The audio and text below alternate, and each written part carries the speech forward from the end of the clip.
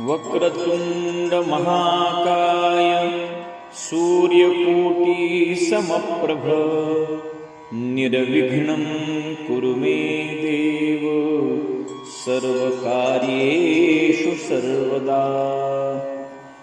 ॐ नमो नारायणाय सिद्धपुरुषाय ब्रह्मीभूतयोगिराज हंसतीर्थ स्वामी महाराजाय नमो नमः। परमपूज्य सद्गुरु ब्रह्मीभूत योगिराज हंसतीर्थ स्वामी महाराज विरचित श्री द्वादश गणपती स्तुती। मुखरोग विनाशंच सर्वशक्ति प्रदायक षण्मुखानां सौख्यदाता च सुमुखाय नमो नमः। चतुर्विंशति तत्वानां शुद्धिकारण एव च ब्रह्मस्वरूप दर्शनाय एकदन्ताय नमो नमः।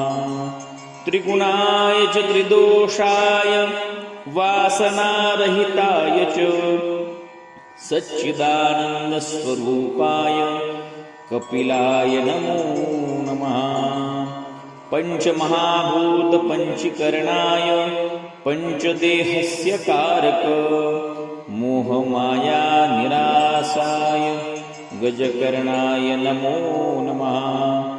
उद्व्यथा निवाराय अन्न आहार प्रियस्य च त्रिदोषरहिताय लंबोदराय नमोस्तुते।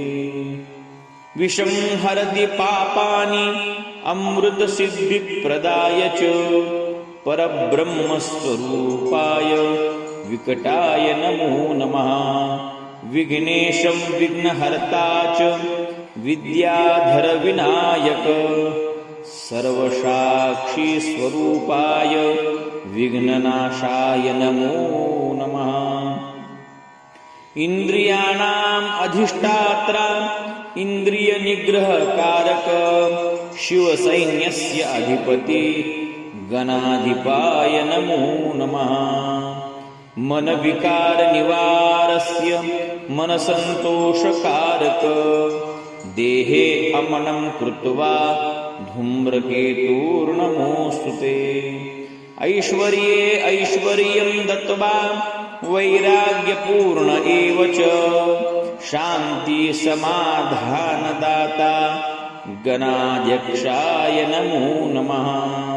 शीतलं शीतदेहाय चन्द्राह्लादकारक मनोवृत्ति आनन्दाय भालचन्द्राय नमो नमः। गजवक्त्रं गजकर्णं च गजमस्तकशोभितः गजान्तलक्ष्मीदाता गजानन नमोस्तुते। गजानन नमोस्तुते। गजानन नमोस्तुते। इति श्री द्वादश गणपति स्तुति श्री कृष्ण तनय हरि विरचिता श्री गजाननार्पणमस्तु। श्री जगदम्बार्पणमस्तु। मंगलमूर्ति मोरया। सिद्धिविनायक महाराज की जय। राजाधिराज योगिराज हंसतीर्थ स्वामी महाराज की जय। सद्गुरु अप्पा महाराज की जय। अंबेचा उदयो